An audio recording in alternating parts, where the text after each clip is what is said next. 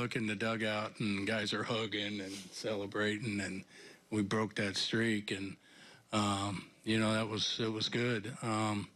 Bonnie's home run was big at that point. You know, the game, you know, got close there in the sixth inning.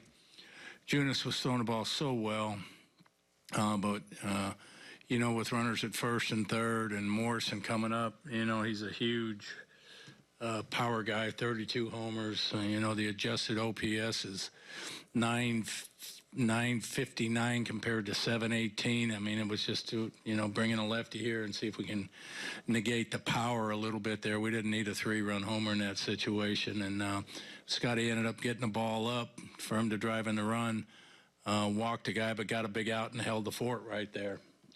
Bonnie's homer was huge, and Haas just capped it off for us.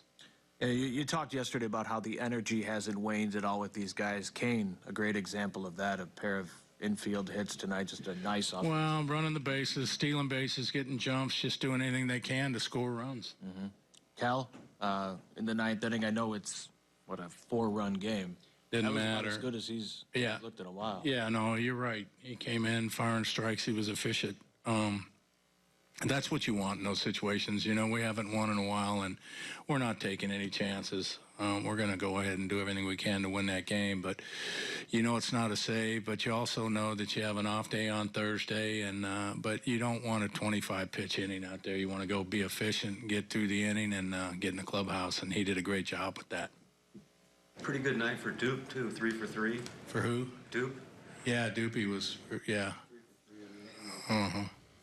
Had some big moments there, too, especially the hit by pitch. Yeah, that was a weird one there. I mean, there was a lot of confusion on that, and I was like, check and see, and this, well, it's not reviewable, and I mean, I wasn't sure exactly what happened. I thought at first Sal might have thought it was interference, but Sal, you know, heard it hit his foot. So they went and checked to see. Nobody saw it, and I said, well, let's check it and see if it hit his foot, because it's a dead ball out, which means that the runner has to go back. And, you know, I didn't want the runner at second base if we didn't have to have him there. And sure enough, it worked out in our favor. There was never any question that he swung, though, right? No. He was out, yeah. The question was if the ball hit his foot. The umpires didn't see it hit his foot. A lot of talk about, obviously, the scoreless streak, but the other streak, ending the 5-game losing streak, has to be the most satisfying thing tonight. Well, it was, and then the thing that was, you know, so gut-wrenching to me a little bit in the decision-making is this is where it started. You know, Junis on the mound in the 6th inning, pitching great. You know, 2-run lead at that point, and, you know, almost the same situation, you know, and then we ended up losing that game. So that was definitely in the back of my mind, but you know, with Morrison, who's such a threat, you know, we decided we'd just go ahead and see if we could hold that lead right there, and fortunately it worked out for us.